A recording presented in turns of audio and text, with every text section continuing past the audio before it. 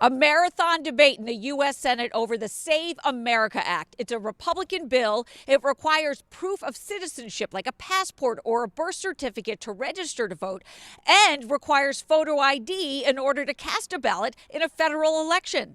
Requiring proof of citizenship to vote is one of the pillars of the Save America Act. Mr. President, confirming eligibility is not some newfangled idea.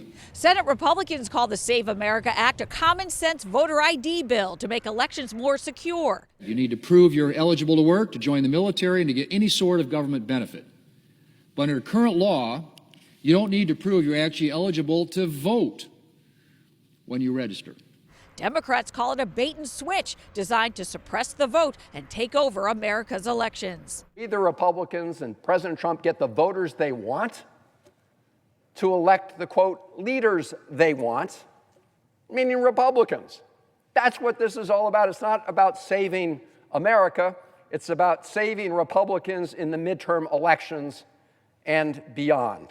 Opponents include the independent, nonpartisan Brennan Center for Justice, which says half of American citizens don't have a passport and millions lack access to their birth certificates.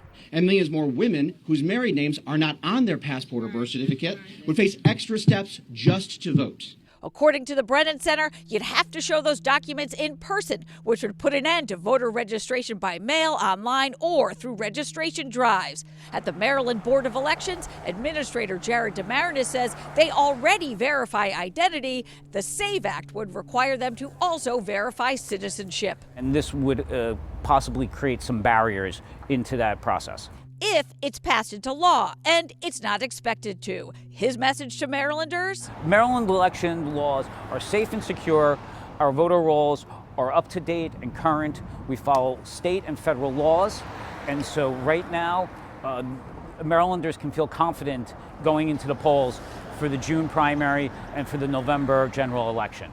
In Annapolis, I'm Kate Amara, WBAL-TV 11 News.